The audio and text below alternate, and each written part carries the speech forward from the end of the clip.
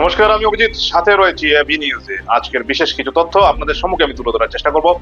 শ্রীভূমি জেলার দত্তপুর গ্রামের দত্তপুর জিপির 2 নং ওয়ার্ডের এক অসহায় মানুষের এক আবেদন আমরা তুলে ধরার চেষ্টা করছি। সুজিত আচার্য পেশায় উনি একজন দর্জি। উনি সেই কাপড় সেলাই করে ওনার পরিবার উনি চালাচ্ছেন। সুজিত আচার্যের পাট্টা জায়গা ছিল, সেই পাট্টা জায়গা কিছু দখল হয়ে গেছে, ভূমাফিয়ারা সেটা দখল করতে সক্ষম হচ্ছে। সেই বিষয়ে উনি বদরপুর থানায় অভিযোগ জানিয়েছেন। তৎসঙ্গে শ্রীভূমি সদর ফরেস্ট কার্যালয়ে তিনি অভিযোগ জানিয়েছেন। তৎসঙ্গে তিনি বদরপুর সার্কেল কার্যালয়ে অভিযোগ জানিয়েছেন। অভিযোগ জানানোর পর সেই সব যে কার্যালয় রয়েছে, সেই সব কার্যালয় থেকে উনি কি উত্তর পেয়েছেন বা কি কাজ হয়েছে সেই সব সম্পর্কে আমরা বিস্তারিত তুলে ধরার চেষ্টা করব। মনে রাখবেন, আমরা এবি নিউজের মাধ্যমে আমাদের নিজস্ব কোনো মতামত আমরা তুলে ধরিনি। আমাদের এবি নিউজে সর্বদা সাধারণ মানুষ যারা রয়েছে, যারা অসহায় মানুষ রয়েছে, তাদের অভিযোগটুকু আমরা তুলে ধরার চেষ্টা করি। সেই সব অভিযোগ আমরা সরকারের কাছে পৌঁছে দেওয়ার চেষ্টা আমরা চালিয়ে যাই। আজকের দিনে দেখুন, বদরপুর সার্কেল কার্যালয়ের যিনি লর্ড আমিন রয়েছেন, সেই লর্ড আমিন কি ভূমিকা পালন করেছেন এই অসহায় মানুষটির উপর। কেন এই অসহায় মানুষ রাজ্যের মুখ্যমন্ত্রীর নিকট সে কাতর আবেদন রেখেছে এবং শ্রীভূমি জেলার জেলা শাসক, তৎসঙ্গে শ্রীভূমি জেলার সাংসদ, তৎসঙ্গে রামকৃষ্ণনগর বিধানসভা কেন্দ্রের বিধায়ক বিজয় মালাকারের হস্তক্ষেপ কামনা করেছেন এই অসহায় মানুষ। ভ্রষ্টাচার সিন্ডিকেট, এই নাম নতুন নয়, নিশ্চয়ই সবাই আপনারা জানেন। ভ্রষ্টাচার, সিন্ডিকেট, এই দুটি শব্দ বা এই দুটি কথা পত্রপত্রিকায়, সংবাদ মাধ্যমে আপনারা শুনে থাকেন। কিন্তু এই যে ভ্রষ্টাচার মুক্ত রাজ্যকে গড়ে তোলার জন্য রাজ্যের মুখ্যমন্ত্রী প্রচুর পদক্ষেপ নিচ্ছেন, প্রচুর কাজ করছেন। সিন্ডিকেট, কিসের সিন্ডিকেট? বিভিন্ন ধরনের সিন্ডিকেট চলছে। বালু সিন্ডিকেট, বন মাফিয়ার সিন্ডিকেট, পাথর সিন্ডিকেট, কয়লা সিন্ডিকেট, তারপর জমির সিন্ডিকেট, জমির দালাল যে চলছে সেটার একটা সিন্ডিকেট চলছে। এখন প্রশ্ন হচ্ছে, সেই সব সিন্ডিকেট রাজ্য সরকার যে জায়গায় বিভিন্ন পদক্ষেপ নিয়ে সেই সব ভ্রষ্টাচার, সেই সব সিন্ডিকেট বন্ধ করার জন্য উঠে পড়ে লেগেছেন, সেই জায়গায় এখনো অসহায় মানুষ যারা রয়েছে তারা এখনো সেই সব ভ্রষ্টাচার, সেই সব সিন্ডিকেটের সম্মুখীন হচ্ছেন। এখন প্রশ্ন হচ্ছে, রাজ্য সরকার কি তার সেই কাজে কোনো ফাঁক রেখে গেছে? রাজ্য সরকারের সেই যে নির্দেশিকা ভ্রষ্টাচার মুক্ত রাজ্য এবং সিন্ডিকেট মুক্ত রাজ্য গড়ে তুলবে, সেই জায়গায় কি কোনো ধরনের কোনো ফাঁক রয়ে গেছে? ভূমাফিয়া বা সিন্ডিকেট যারা চালাচ্ছেন বা যারা এখানে ভ্রষ্টাচার করছেন, তাদের কাছে তারা কি সেই সব কার্যালয় থেকে সরকারের চোখে ধুলো দিয়ে সেই সব সিন্ডিকেট চালিয়ে যাচ্ছে? কি ব্যাপার হয়েছে? কেন এই অসহায় মানুষ সরকারি কার্যালয়ে গিয়ে কি ব্যবহার পেয়েছে বা কি হয়েছিল, আসল কি ঘটনা ঘটেছিল, সেই সব বিষয় বিস্তারিত তুলে ধরার চেষ্টা করছি। দেখুন আমাদের এই প্রতিবেদন। আমার বউ মেয়ে ছেলের আমি বাড়িতে রাখতাম পারি না, যে কোনো সময় তারা এটা করবো। এটা বদরপুর থানাতে এফআইআর দেওয়া আছে, তারা সিসি ক্যামেরা দেখবো। আমি কতদিন গেছি, ওই দেওয়াটা কেস নিয়ে গেছিলাম, এটা পুলিশে কেস রাখছে না। ওই তোমরা কোর্টে দাও, হে আমারে চিনে, আমরা গরিব মানুষ কিচ্ছু কথা বলতাম না, থানা ডরাইয়া মাতি না। আমি এমন তো বাজারে কইয়া একটা গাছ আমার ঘরের লগে ফাঁস বের হরিশ গাছ, এই গাছটা কি 150 ফুট দূরে সীম আছে। বদরপুরের সার্কেলের লট আমিন আব্দুল রুফর জানা, আব্দুল রুফর তারা ফোন করিয়া কইছে অবৈধ কাম গোটায় গাছ কাটতে দেও, তেব তারা গাছ কাটতে দেন না। এখন সময় গরম বলবো, আমরা রাত্রে গরম থাকি না। আপনি তদন্ত লইয়া দেখুন, আমরা পরিবারও গরম মানুষরা রাত্রে আমরা অন্য বাড়ি থেকে ঘুমাই। আমার বাড়িতেও বিচারটা করে দিবা। আপনি খুব ভালো মানুষ, আমরা জানি, আমরা ব্রাহ্মণ মানুষ, দরিদ্র মানুষ হিসেবে বসবাস করিয়া। নমস্কার, আমার নাম হইল সুজিত আচার্য। আমার গ্রাম হইল দত্তপুর, থানা হইল বদরপুর, ডিস্ট্রিক্ট হইল শ্রীভূমি, পোস্ট অফিস হইল মর্যাদ খান্তি, দত্তপুর ডিবির 2 নম্বর ওয়ার্ডের মানুষ আমি। আজকে বিগত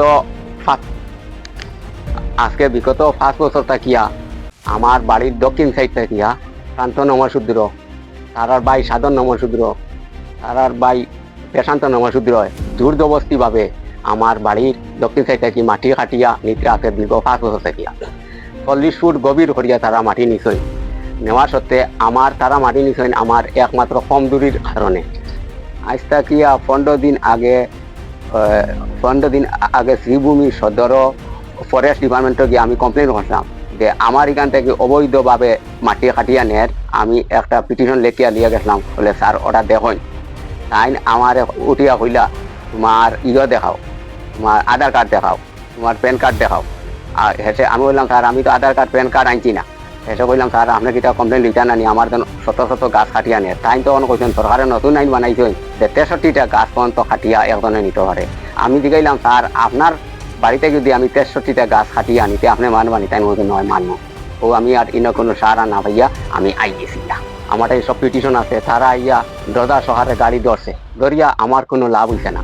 বারে বারেও আমি তারারে জানাইছি। এর মধ্যে আমি বদরপুর সার্কেলের দ্বারস্থ হইয়া 5 বার ডিমার্কেশন আনছি। আনার পরে বদরপুরের সার্কেলের আব্দুল রুফ লট আমিন সে আমার বাড়িটা 5 বার ডিমার্কেশন করছে হইলে কিন্তু কোনো সময়ও ঠিক মাপ দিছে না।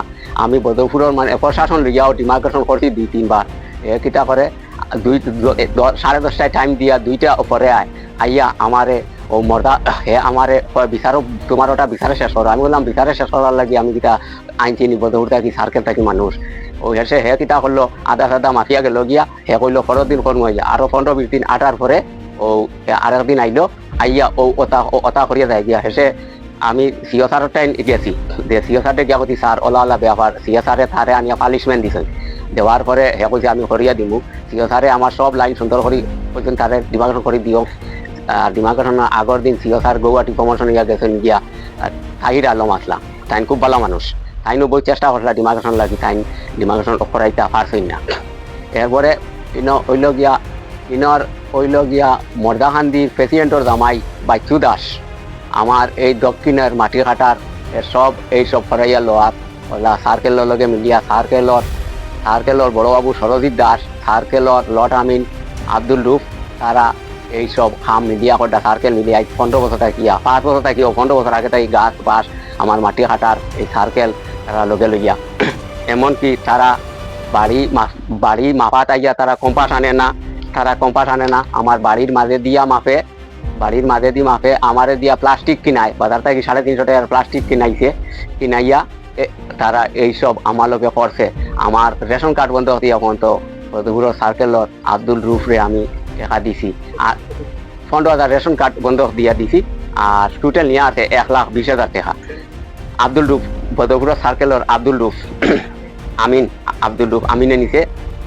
এরপরে 37 থেকে 38 ডিগ্রি গরম আমরা বাড়ির প্রধানমন্ত্রী দেওয়া মিটার আছে, আমার বাড়ির কারেন্ট খাটিওয়ালা আছে মিটার টিভি কারেন্ট না লাগিয়ে আমি কারেন্ট দিয়া।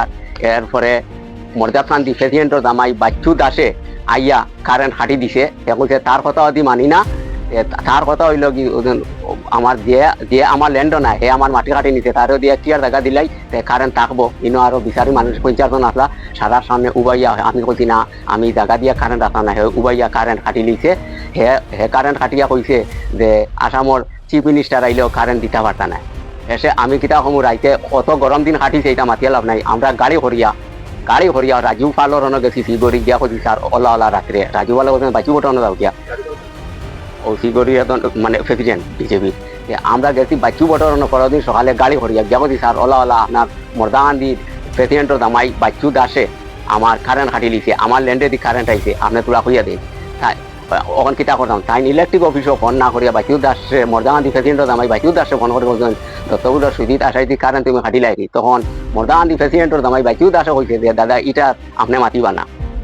ওই তো তাই কইছেন তাইনে একটা পিটিশন দিছিল আমারে, করিমগঞ্জ বদরপুর ইলেকট্রিক অফিসও আমি দিছিলাম। দেওয়ার পরে তারা কইছে যে এইটা প্রেসিডেন্টর জামাই বাচ্চু দাসের লগে তুমি মিলো তেও গিয়া কারেন্ট পাইবাই। এরপরে তো আমি থানা পর্যন্ত গেলাম, আমার বউ ফুয়াপুরি লিয়া তো আগে আমি কইছি 4 মাস আগে করছি আমি তারা রিপোর্ট দিছি বলে আজ পর্যন্ত আমার কেসটা কোর্টও গেল না। গতিকে আমি অনুরোধ করিয়া আমি করিমগঞ্জর এসপি সারতে হইয়া ইলা যদি আপনার প্রশাসনে করে তো দিন আমরা এই আইনের উপরে আমরা গরিবর আস্থা উঠি দিব। গতিকে আমরা গরিবে দেলা আমরা সুখে শান্তিতে কোনো প্রশাসনের দ্বারা গেলে দেলা শান্তি পাই ওলা একটা সুব্যবস্থা করবা। আর আমি আসামের চিফ মিনিস্টার হেমন্ত শর্মারে হইয়া আমি দীর্ঘ 5 বছর থাকিয়া ও ওলা আমার লগে তারা বাড়ি লইয়া জোর জবরদস্তি তারা দখল করে। বদরপুর সার্কেলর আব্দুল রুফ, বদরপুর সার্কেলর বড়বাবু সরজিৎ দাস তারা একত্র হইয়া আমার বাড়িতে ডিমার্কেশন করে না করাতে অন্য পার্টি বিদ্যুৎ পার্টির থেকে টেকা খাইয়া এইসব অবস্থা করে। আমি একদম দরিদ্র সীমা নিচে বসবাসকারী।